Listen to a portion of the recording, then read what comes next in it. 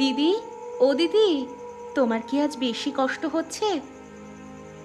পুরো শরীরটা যন্ত্রণায় শেষ হয়ে যাচ্ছে রে মেজো। শরীরের ফোসকাগুলো জ্বলছে আর চুলকোচ্ছে রে। আর একটু ধৈর্য ধরো গো দিদি, দেখবে সমস্ত যন্ত্রণা শেষ হয়ে যাবে। এই কবিরাজ মশাই এলো বলে। এ যন্ত্রণা শেষ হবার নয়, এগুলো সবই এই মেয়ে মানুষের পাপের ফল, বুঝলে? আবার ছেলেটাকে খেয়েছে, এবার আমার পরিবারটাকে খাবে। এসব কি বলছেন কি বাবা? কিসের পাপ? কোন পাপের ফল পাচ্ছে দিদি, বলুন তো? এই হয়েছে আর একজন, এক গ্রামে রক্ষে নেয়, সেখানে আবার লক্ষণ এসে জুটেছে। তাহলে তো আপনার খুশি হওয়ার কথা বাবা। আপনি খুশি না হয়ে উল্টে বিরক্ত হচ্ছেন যে। একদম বেশি কথা বলবে না ছোট বৌমা। ও মেজো, মেজো, ছোটকে চুপ করতে বল। বাবার মুখে মুখে কথা বলা একদমই ঠিক নয় রে। তুমি একটু চুপ করো তো দিদি, ছোট ভুলটা কি বলেছে শুনি। তবুও বাদ দে না এসব। উনি বড় মানুষ, যা ইচ্ছে বলুক, সব কথা ধরলে কি চলে রে? তুমি কখনোই শুধরোবে না গো দিদি। তোমাকে এত খারাপ খারাপ কথা বলে, তবুও তুমি চুপ করে সব সহ্য করে যাও। কি করবো বল, মাথার ওপর যে এই একটাই ছাদ আছে। হ্যাঁ, সেই জন্য সমস্ত অপবাদ সহ্য করে যাও। তা কবিরাজ মশাই কি বুঝলেন? বড় বৌমার সুস্থ হওয়ার কোনো সুযোগ আছে? সত্যি বলতে মোড়ল মশাই, তেমন একটা সুযোগ নেই। শরীরে ফোঁসকাগুলো রক্তের সাথে মিশে গেছে, এগুলো তো কোনো ওষুধই তেমন কাজ করবে না। তাহলে আর কোনো উপায় নাই বলছেন? আমার কাছে এর কোনো চিকিৎসা নেই। এখন অন্য কোথাও যদি কোনো চিকিৎসার সন্ধান পান, তবে মনে হয় না সেখানেও তেমন একটা লাভ হবে। লাভই যদি না হবে, তাহলে পয়সা করে খরচ করে আর কি করব? থাক এভাবেই, যতদিন বেঁচে থাকে থাকুক। কিন্তু একটা সমস্যা আছে যে মোড়ল মশাই। সমস্যা? কি সমস্যা বলুন তো? এই রোগ ছোঁয়াচে রোগ, আর আশেপাশে যে হবে তারও হওয়ার সম্ভাবনা থাকবে। বলছেন কি কবিরাজ মশাই? তাহলে তো এই মেয়েকে কিছুতেই বাড়িতে রাখা যাবে না। একে বাড়িতে রেখে নিজেরা মরবো নাকি? সে আপনি যেটা ভালো মনে করেন করুন, আমি আসছি। ঠিক আছে, আপনি আসুন। আরে চন্দন, আগে বাবু। শিগগির বড় বউকে কোথাও পাঠানোর ব্যবস্থা করত। আগে বাবু। শোনো, তোমাদের একটা কথা বলবার জন্য এখানে ডেকেছি। জি বাবা, বলুন। কবিরাজ মশাই সকালে বলে গিয়েছেন বড় বৌমার এই রোগ কখনোই ভালো হবে না, আর ওর সংস্পর্শে যে যাবে তারও হবে। বলছেন কি বাবা? হ্যাঁ, আমি সঠিক বলেছি। আর তাই আমি একটা সিদ্ধান্ত নিয়েছি। কি সিদ্ধান্ত নিয়েছেন বাবা? আমি সিদ্ধান্ত নিয়েছি আজই গায়ত্রীকে বনবাসে পাঠাবো। বনবাস? কিন্তু কেন? তার অপরাধটা কি? একটু আগেই কারণটা বলেছি, তখন কি তুমি শুনতে পাওনি ছোট বৌমা? একটু আগে আপনি যে কারণটা বলেছেন, সেই কারণে দিদিকে বনবাসে দিতে হবে বলে আমার মনে হচ্ছে না। তার চিকিৎসা গ্রামে না হলে শহরে হবে, তাই বলে বনে পাঠাতে হবে? এ কেমন নিয়ম বাবা? তোমাদের মতামত জানবার জন্য আমি তোমাদেরকে এখানে ডাকিনি ছোট বৌমা। আমি আমার সিদ্ধান্ত জানানোর জন্য তোমাদের ডেকেছি। আর আমি যেটা বলছি সেটাই হবে। তোমরা মানলে কি না মানলে সেটা আমার মাথা ব্যথা না। এমন জুলুম করবেন না বাবা, এমন অন্যায় ওপরওয়ালা সইবেন না, এই বলে দিলাম। বেশি কথা বললে তোমাকেও বড় বউয়ের সাথে পাঠিয়ে দেব। তাই বলছি, নিজের ভালো চাইলে চুপ করে থাকো। প্রয়োজন পড়লে যাব, আমাকে ভয় দেখাবেন না বাবা। ছোট, চুপ কর না বাবা। বাবা, আপনি ওর কথা শুনবেন না। আমাকে যেখানে পাঠানোর আপনি পাঠান। ওদের দুজনকে কিছু করবেন না দয়া করে। চন্দন, আগে কথা বলুন। গায়ত্রীকে বনের মধ্যে একটা ঘর তুলে রেখে আয়, আর ওর যাবতীয় যা যা লাগে সব দিয়ে আসবি। আগে কথা তাই হবে। তাই হবে মানেটা কি? কর্তা যা বলবে তাই শুনতে হবে নাকি? দিদি বাড়ি ছেড়ে কোথাও যাবে না। তুমি না বলবার কে? আমি এই বাড়ির ছোট বউ। এই বাড়ির যে কোনো বিষয়ে আমারও কথা বলার অধিকার আছে। তোমার কোনো অধিকার নেই। আমার সিদ্ধান্ত মানতে না পারলে তুমিও বড় বউয়ের সাথে চলে যেতে পারো। প্রয়োজন পড়লে তাই যাব। পাগলামি করিস না ছোট, বাবা যা বলছেন শোন। তুমি একটু চুপ করো তো দিদি। বেশ, তবে বড় বউ আর ছোট বউ বাড়ি থেকে বেরিয়ে যাও, আর মেজো বৌমা তুমি ঘরে যাও। ক্ষমা করবেন বাবা, যেখানে দিদি আর এই ছোট থাকবে না সেখানে আমিও থাকতে পারবো না। বেশ, তাহলে তোমরা সকলেই বেরিয়ে যাও। চন্দন, ওরা বেরিয়ে গেলে সদর দরজা লাগিয়ে দিস। কে বাবু? দেখলে দিদি, দেখলে কেমন অমানুষ এই কমলেশ মোড়ল। আমি অনেক খারাপ লোক দেখেছি, কিন্তু আমাদের শ্বশুরের মতো এমন খারাপ লোক আর দ্বিতীয়টি দেখিনি। সবই আমাদের কপাল, বুঝলি ছোট, সবই আমাদের কপাল। এই লোকটাকে যেভাবেই হোক শায়েস্তা করতেই হবে। তোরা দুজন কেন এলি? আমার যা হয় হতো, কেন আসতে গেলি? শুনলি না, আমি এমনিও বেশি দিন বাঁচবো না। তাহলে তাহলে তোরা নিজেদের ওপর এমন বিপদ কেন ডেকে আনলি? অমেজ, অমেজ, এখনো সময় আছে, তোরা ফিরে যা। সুজিত আর সুমিত এসে তোদের না পেলে ভীষণ রেগে যাবে রে। আরে ছাড়ো তো, এমন বাপেরই তো ছেলে, ওদের ঘন্টাও ফারাক পড়বে না। তাই বলে আমার জন্য তোরা নিজেদের জীবনটাকে এভাবে ধ্বংসের মুখে ঠেলে দিলি? ও মেজদি, বড়দিকে একটু কম কথা বলতে বলো তো, আর দ্রুত হাঁটতে বলো। সন্ধ্যের আগেই আমাদের যে কোনো একটা বনের মধ্যে প্রবেশ করতেই হবে। কিন্তু কাজল, বনে গিয়ে আমরা করব কি বলতো? ওসব নিয়ে ভেবো না গো, সে একটা ব্যবস্থা নিশ্চয়ই হবে। কিন্তু আমার চিন্তা হচ্ছে দিদিকে নিয়ে। ও দিদি, তুমি কি এতটা পথ হাঁটতে পারবে? পারবো রে, পারবো। আমাকে নিয়ে এত চিন্তা করিস না তো। সমস্যা হলে আমাদের বলবে, কেমন? ঠিক আছে রে, ঠিক আছে।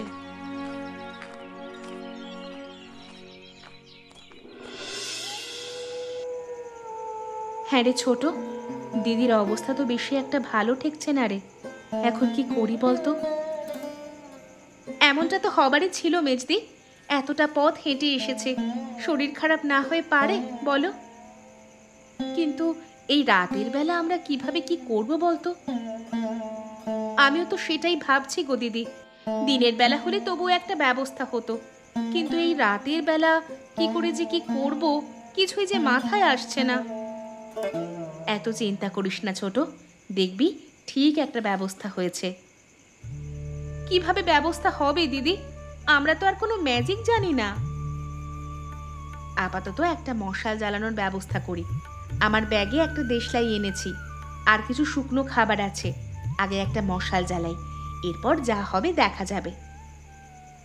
বুদ্ধি করে এগুলো এনেছো, এই তো অনেক গো দিদি। রাগের মাথায় আমার তো এসবের কথা মনেই আসেনি। তোর যা রাগ, একটুতেই মাথায় উঠে যায়। কি করব বলো, আমার যে অন্যায় একদম সহ্য হয় না। এখন আবার রেগে যাস নে বোন, এমনিতেই ভীষণ যন্ত্রণার মধ্যে আছি, এর মধ্যে তোর রাগ সামাল দিতে পারবো না। তুমিও না দিদি কষ্টের মধ্যেও হাসিয়ে ছাড়ো। সব সময় কেবল দুঃখ বিলাস করলে হবে রে? জীবনে একটু আনন্দেরও দরকার আছে। যে কোনো পরিস্থিতিতে হাসতে পারাটাই তো আসল রে।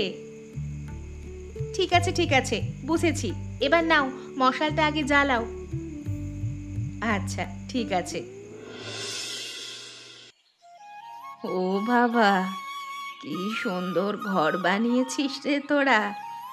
কিন্তু তোরা দুটোতে এগুলো কখন করলি রে? ঘর কোথায় পেলে গো দিদি? এ তো লতা পাতায় মোড়ানো একটা তাঁবু। ও ও, একই হলো রে। এটাই তো এখন আমাদের ঘর। তা অবশ্য ঠিকই বলেছ। ও দিদি, তোমার শরীরটা এখন কেমন লাগছে গো? এখন মোটামুটি ভালোই লাগছে, তবে স্নান করতে পারলে শরীরের জ্বালা পোড়াটা খানিকটা কমে যেত। স্নান করবে? কিন্তু দিদি, আশেপাশে তো কোনো জলাশয় দেখছি না। না থাকলে আর কি করার, থাক, বাদ দে। দাঁড়াও, দেখছি আশেপাশে কোথাও পুকুর বা নদী আছে কিনা। লাগবে না রে, ঘন জঙ্গলের ভেতরে তোকে যেতে হবে না। হ্যাঁ রে, সরলা কোথায়? ওকে তো কোথাও দেখছি না। জানি না গো, খানিকক্ষণ ধরে আমিও তাকে কোথাও দেখছি না। এই তো, আমি এখানে। হ্যাঁ রে সরলা, আমাদের কাউকে কিছু না বলে তুই কোথায় গিয়েছিলি রে? আমি ওই আশেপাশে একটু দেখে এলাম। এদিকে খাবার জল তো দূর, স্নান করার মতো কোনো জলাশয় নেই। বলো কি গো, তাহলে উপায়? উপায় আর কি, আমাদের দুজনকে একটু ভেতরের দিকে যেতে হবে। না বাবা না, জঙ্গলের ভেতরে যাওয়ার কোনো দরকার নেই। তাহলে যে আমরা দুদিনেই শেষ হয়ে যাব গো দিদি। বেঁচে থাকার জন্য খাবার জল আর কিছু খাবার তো লাগবে নাকি? কথাখানা অবশ্য মন্দ বলিসনি। ঠিক আছে, যা তাহলে, তবে বেশি গহীনে যাস নে কিন্তু। ঠিক আছে দিদি, চল রে কাজল, তুই একদিকে যাবি আর আমি একদিকে যাব। তুই জল খুঁজবি আর আমি খাবার। ঠিক আছে দিদি। এ কি দাদা, তুই তুই হঠাৎ আমার এখানে? বাধ্য হয়ে এলাম রে, গ্রাম থেকে খবর এসেছে আমাদের গ্রামে যেতে হবে। সে কি রে দাদা, কিন্তু কেন? বাবার কি কিছু হয়েছে? বাবার কিছু হয়নি, তবে বাবাকে ধরতেই গ্রামে যেতে হবে। তোর কোনো কথাই আমি বুঝতে পারছি না রে, আমাকে একটু পরিষ্কার করে বল তো কি হয়েছে। বাবা নাকি বৌদি সহ সরলা আর কাজলকে বনবাসে দিয়েছে। মানে? কিন্তু কেন? আর তোকে কে বলল? গ্রাম থেকে একজন এসেছিল আমার ওখানে, সেই ওসব বলল। তুই একবার চিন্তা কর সুমিত, আমরা এইদিকে খেটে মরছি আর বাবা আমাদের স্ত্রীদের সাথে এসব করছে। কিন্তু বাবা এমনটা কেন করলো, সেই বিষয়ে কিছু বলেছে? না না, সেই বিষয়ে কিছু বলেনি। গ্রামের লোকজন কি আর বাড়ির খবর জানবে রে? তারা সরলাদের হেঁটে যেতে দেখেছে, তাই আমাকে বলল। কথাটা শুনি তোমার শরীরের মধ্যে কেমন করছে রে দাদা। বাবা এটা কি করলো? এখন কি করবি? কি করব মানে? বাড়িতে যেতে হবে। বাবা কেন এসব করলো সেটা আমাদের জানতে হবে। তুই কি বলিস? তা তো অবশ্যই। ঠিক আছে দাদা, তাহলে রাতের দিকেই গ্রামের উদ্দেশ্যে রওনা দিয়ে দিই। ঠিক আছে, তুই তাহলে রেডি থাকিস, একসাথে বের হব। ঠিক আছে রে দাদা।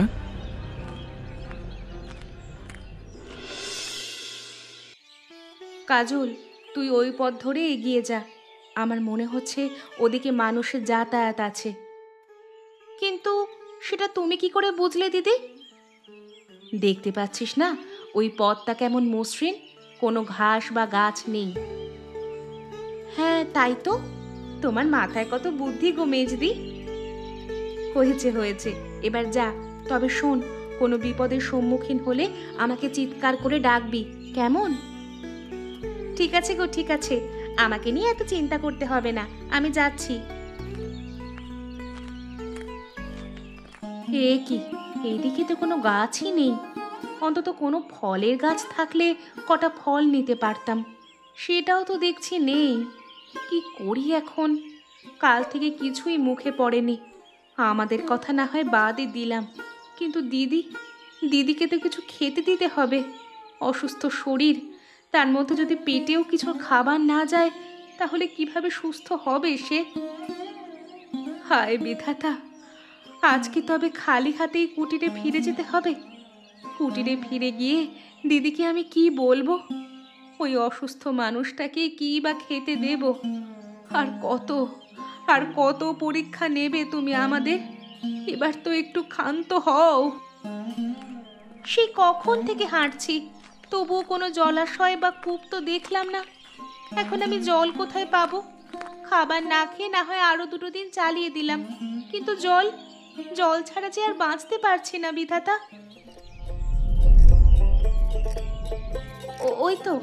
ওই তো একটা নারকেলের গাছ দেখা যাচ্ছে না?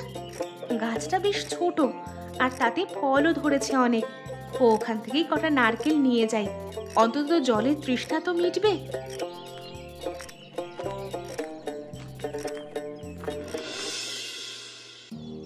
কি তোমরা তোমরা এখন এ সময় বাড়িতে এসেছো কেন?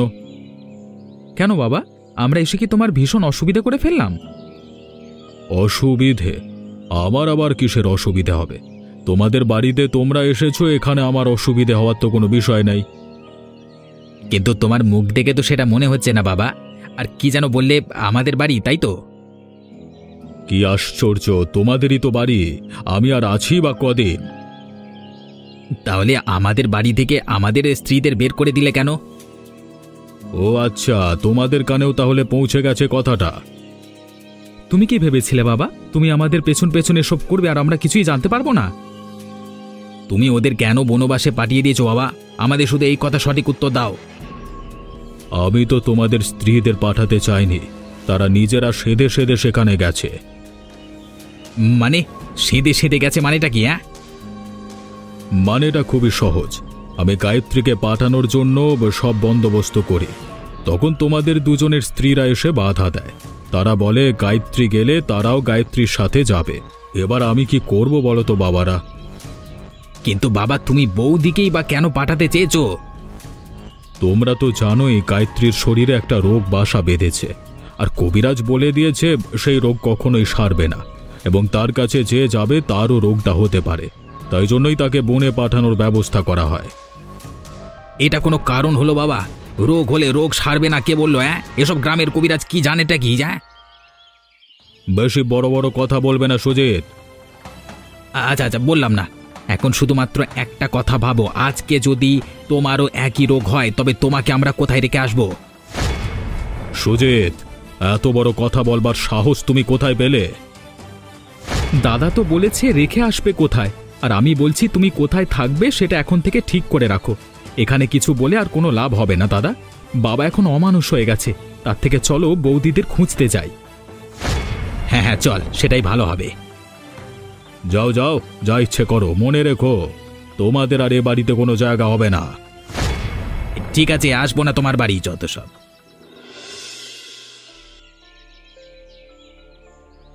বলছিলাম যে বাবু, বিষয়টা কিন্তু বেশ জটিল হয়ে দাঁড়ালো। তুই কি বলতে চাইছিস চন্দন?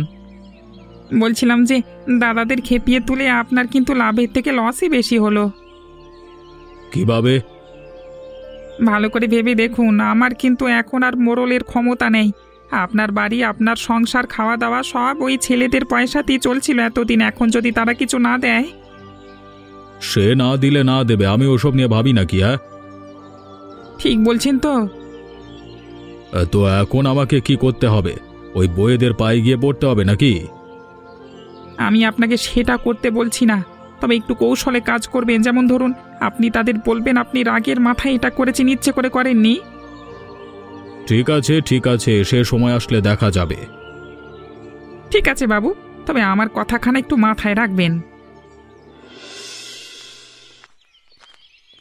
দাদা, ওদের এখন কোথায় খুঁজবো বলতো? আমরা তো জানি না ওরা কোথায় আছে। ধৈর্য রেখে খুঁজতে হবে, বুঝলি? এত সহজে হার মানলে চলবে না।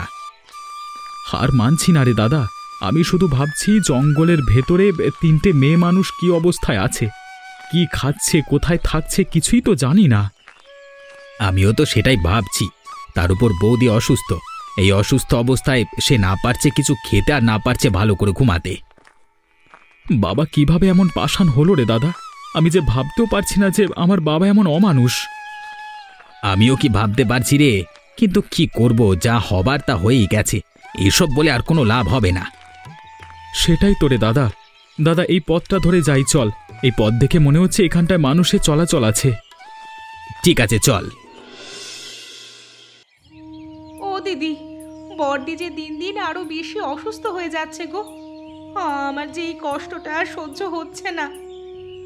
আমার কি হয় রে ছোট, কিন্তু কি করব বল, আমাদের হাতে যে কিছুই নেই। আমরা তার সঙ্গে এসেছি ঠিকই, কিন্তু না পারছি তাকে সুস্থ করে তুলতে, আর না পারছি তাকে কিছু খেতে দিতে। তাহলে তার সাথে এসে করলামটা কি বলতো? এভাবে ভেঙে পড়িস না ছোট, বিধাতা ঠিক কিছু একটা উপায় বের করে দেবেন। আর উপায়? কত কিছুই তো করলাম, কোনো লাভ হলো? পেয়েছি কোনো উপায়? জানি না রে ছোট, আমাদের ভাগ্যে কি আছে জানি না। তবে একটা কথা শুনে রাখ, দিদির যদি কিছু হয় তবে আমরাও আর জীবিত ফিরে যাব না গ্রামে। একদম ঠিক বলেছ। আর কোন মুখ নিয়েই বা যাবো বলো? ওই তো ওই তো ওই তো দিদি কথা বলছে। ও দিদি, তোমার এখন কেমন লাগছে গো? শরীরটা খুব জ্বালা পোড়া করছে রে ছোট। মনে হচ্ছে এখন যদি প্রাণটা চলে যেত তাহলে বোধহয় অনেক শান্তি পেতাম। এমন কথা বলো না গো দিদি, দেখবে দেখবে তুমি ঠিক সুস্থ হয়ে উঠবে। আর সুস্থ? আমি আর কখনোই সুস্থ হব না রে, সে আমি খুব বুঝে গেছি। থাক দিদি, এই শরীর নিয়ে আর কথা বলতে হবে না। এমনিই অসুস্থ শরীর, তার উপর কিচ্ছু খাওয়া নেই। ও বিধাতা, কোনো একটা চমৎকার করে তুমি দিদিকে সুস্থ করে দাও, আর নয়তো আমাদের তিনজনকে একসাথে মেরে ফেলো। এসব যন্ত্রণা আর যে সহ্য হচ্ছে না। থাক দিদি, এত চিন্তা করো না, আমাদের ভাগ্যে যা আছে তাই হবে। তার থেকে বরং চলো কিছু খাবারের সন্ধানে যাই। আজ দুজন একসাথে যাব। ওই যে সেদিন তুই নারকেল আনলি না, আজও সেখান থেকে কটা নারকেল আনবো, দিদির জন্য বেশ উপকার হবে। একদম ঠিক বলেছো গো দিদি, চলো তাই যাই। ও দিদি, এখানে চুপটি করে শুয়ে থাকো কেমন? আমরা কিছুক্ষণের মধ্যেই চলে আসব। ঠিক আছে, তোরা সাবধানে যাস কিন্তু। ঠিক আছে গো দিদি, ঠিক আছে। ও দিদি, আজ কেমন চমৎকার হলো বলো? আজ জলও পেলাম, আবার কিছু ফলও পেলাম। হ্যাঁ রে ছোট, আজ দিদিকে একটু হলেও কিছুটা শান্তি দিতে পারবো। তার জন্য এই ফলগুলো যে ভীষণ প্রয়োজনীয়। হ্যাঁ গো দিদি, তুমি একদম ঠিক বলেছ। মানুষটা যে কি যন্ত্রণা সহ্য করে বেঁচে আছে আমরা কেবল তা অনুমান করতে পারছি, আসল অনুভব তো সে একাই করছে গো। সেটাই রে, দেখ না, এতগুলো দিন পেরিয়ে গেল, তবুও দিদির জন্য আমরা কিছুই করতে পারলাম না। ইস, যদি কোনো চমৎকার ঘটতো। ও দিদি, ওই দেখো, সামনে একজন বৃদ্ধ লোক বসে আছে, তাকে দেখে মনে হচ্ছে অসুস্থ। হ্যাঁ রে ছোট, আমারও তো সেটাই মনে হচ্ছে বুঝলি। চলো দিদি, ওদিকে একটু এগিয়ে গিয়ে দেখি কি হয়েছে লোকটার। হ্যাঁ হ্যাঁ, তাই চল। এই যে বাবা, কি হয়েছে আপনার? এই যে বাবা, আপনি কি আমার কথা শুনতে পাচ্ছেন? হ্যাঁ, তোরা কি আমাকে বলছিস মা? হ্যাঁ বাবা, আমরা আপনাকেই বলছি। কি হয়েছে আপনার? এইভাবে জঙ্গলের মধ্যে বসে আছেন কেন? এই একজন পথিক মা, এ পথ ধরে বাড়ির দিকে যাচ্ছিলাম, হঠাৎ করে মাথাটা কেমন ঘুরে গেল, জলের জন্য বুকটা কেমন খাঁ খাঁ করছে। ওই তো তোমার কাছে জল, আমাকে একটু জল দিবি মা? জল? কিন্তু এই জল তো। দিয়ে দে ছোট, আমরা না হয় আবার জল আনবো। ঠিক আছে দিদি। আমার প্রাণটা যেন শীতল হয়ে গেল মা। তুই কার জন্য এই জল নিয়ে যাচ্ছিস তার প্রাণটাও যেন শীতল হয়ে যায়। ও বাবা, আমার দিদি ভীষণ অসুস্থ, তুমি আমার দিদিকে একটু আশীর্বাদ করে দেবে? অসুস্থ কেন? কি হয়েছে তোর দিদির? আমার দিদির শরীরে এক ধরনের ফোসকা উঠেছে, যেগুলো সব সময় জ্বালা পোড়া করে। ও বুঝেছি, ঠিক আছে, তুই কোনো চিন্তা করিস না, আমি একটা জড়িবুটি দিচ্ছি, বাড়িতে গিয়ে তোর দিদিকে ওটা খাইয়ে দে, দেখবে কিছুক্ষণের মধ্যেই কেমন সুস্থ হয়ে গেছে। আপনাকে অনেক ধন্যবাদ বাবা, আপনি যে আমাদের কত বড় উপকার করলেন। উপকার তো তোরা আমার করলি মা। ঠিক আছে মা, তোরা এখন যা, দেরি করিস না, মেয়েটা যে বড্ড কষ্ট পাচ্ছে। আমরা তাহলে আসছি বাবা।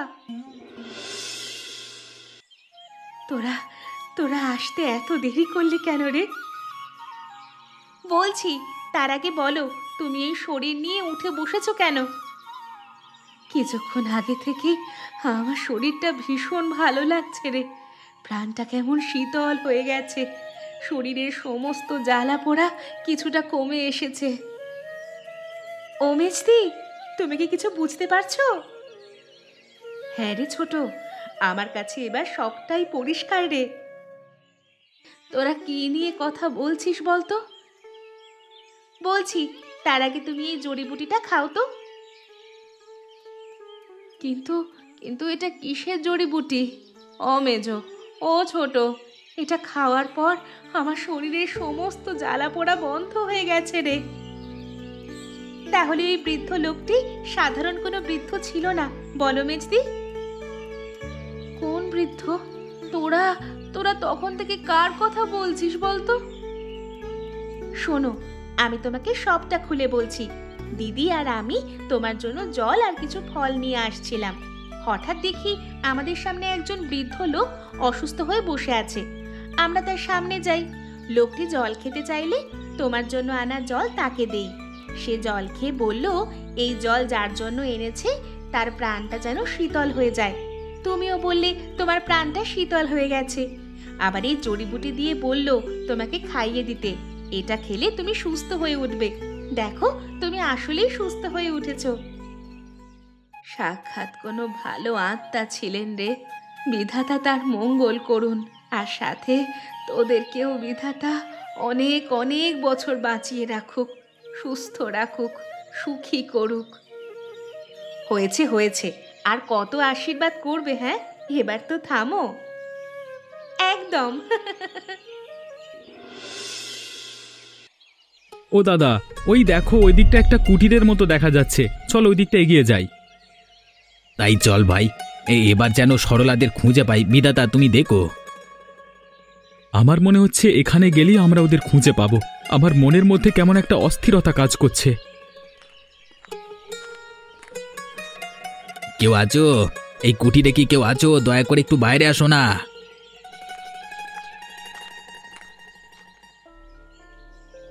এ কি, তোমরা তোমরা এখানে কি করে এলে? ও ছোট, ও দিদি, শিগগির এদিকে আসো, দেখে যাও কে এসেছে। এ কি ঠাকুরপো, তোমরা তোমরা এখানে কিভাবে এলে? আমরা দুদিন ধরে এই জঙ্গলে জঙ্গলে হাঁটছি, অবশেষে তোমাদের পেলাম। কিন্তু বৌদি, তুমি সুস্থ হয়ে গেলে কি করে? সে বিশাল কাহিনী গো ভাই, পরে শুনবে। আগে ভেতরে এসে বসো। আহারে, দুজনের মুখখানা কেমন শুকিয়ে গেছে। শুকিয়ে গেলেও কি আর করবো বলো দিদি? ঘরে যে কিছুই নেই, তাদের কিছু খেতেও তো দিতে পারবো না। কিছু খেতে হবে না, তোমরা এক্ষুনি আমাদের সাথে বেরিয়ে পড়ো। সন্ধ্যের আগে আগে এই জঙ্গল থেকে বেরিয়ে পড়তে হবে, নয়তো শহরের গাড়ি পাওয়া যাবে না। সে কি, শহরে কেন? কারণ আমরা আর কখনোই ও বাড়িতে ফিরে যাব না।